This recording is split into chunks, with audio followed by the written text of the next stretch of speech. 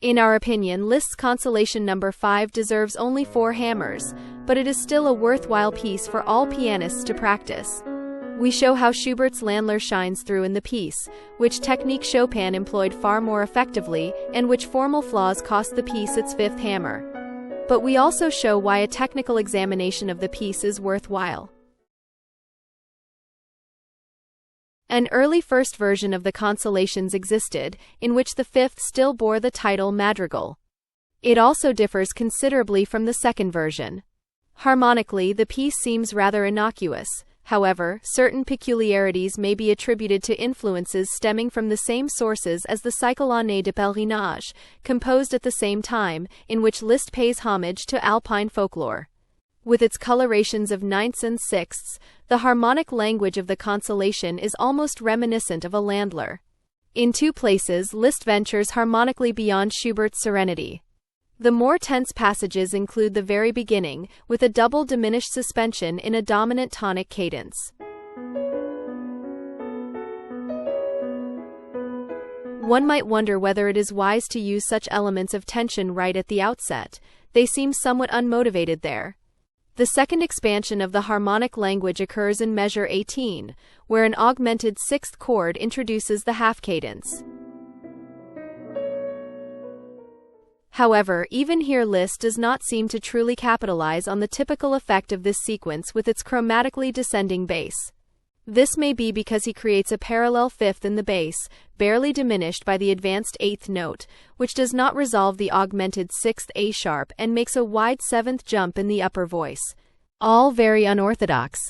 Otherwise, the most striking thing harmonically is that Liszt strings together E major, G major, C major, C-sharp minor, A major and D major without any discernible plan or modulatory effort. This, too, is reminiscent of Landler techniques, which allow formal sections in tonic, dominant, and subdominant keys to follow one another abruptly. Music historians point out that the third Consolation is strikingly reminiscent of Chopin's Nocturne Opus 27, No. 2 in terms of key, texture, and melodic opening. In Chopin, it sounds like this.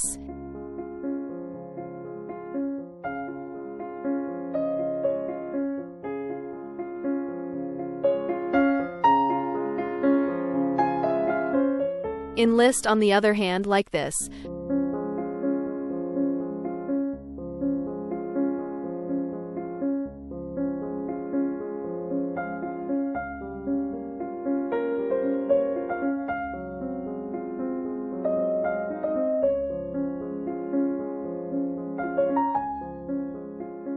The fifth Consolation may employ, in a somewhat more subtle way, a technique that Chopin used in another very famous prelude.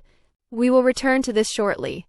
The composition of the Consolations falls within a productive period in Liszt's career as a composer, though he was still struggling to gain recognition in that role. He was not a child prodigy like Mozart or Mendelssohn. Some of his earliest compositional attempts were torn to shreds. It was only around the time the Consolations were written that he seems to have truly established himself not only as a piano virtuoso, but also as a composer. It is difficult to determine whether and to what extent the Consolations can be linked to biographical circumstances. At the time of their composition, the womanizer Liszt was embroiled in a bitter separation from the mother of his children, Blondine, Cosima, and Daniel. He did not come across well in this situation as he attempted, likely out of wounded male pride, to alienate the three from their mother. Cosima later became Richard Wagner's wife. A striking feature of the accompaniment to the first melody of the fifth Consolation is the sustained B note.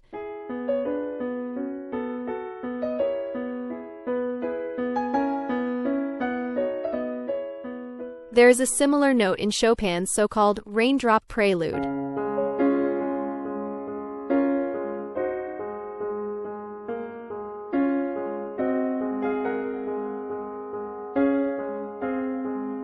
The melody of the Consolation, beginning with a dotted 8th note and a 16th note, also bears a resemblance to the Chopin prelude. It is practically a mirror variation. Coincidence? In the middle section of the raindrop prelude, Chopin ingeniously develops the sonic space of the low register.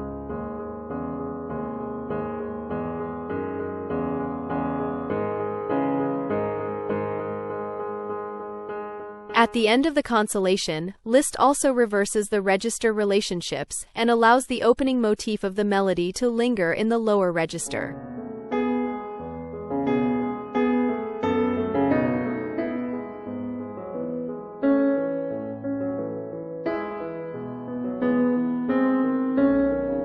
However, if one compares the power and inner tension of the Chopin prelude with the harmlessness of the Consolation, one understands why we did not give the piece all 5 hammers. The Consolation is more reminiscent of a sentimental album leaf. The 5th Consolation may not be a major interpretive challenge, but it is very well suited for practicing the spread of the right hand, control over the 4th and 5th fingers, and the independent shaping of the melody and middle voice in that hand. Jane McGrath recommends the piece as an alternative to one of Chopin's simpler nocturnes. And as mentioned, it's interesting to combine it with Schubert's Landler or Mendelssohn's songs without words to more sharply contrast their distinct sonic worlds. You can download a sheet with Liszt's original harmonies from the Academia L'Art course page. You'll find the link in the comments. Also, a league above this occasional composition by Liszt is the Adagio from Beethoven's Pathetique Sonata, which shares a similar style. Seemingly even simpler than Liszt's, the Beethoven Adagio develops an incredible pull. You'll find out what's behind it in this video. Check it out and subscribe to our channel because the best is yet to come.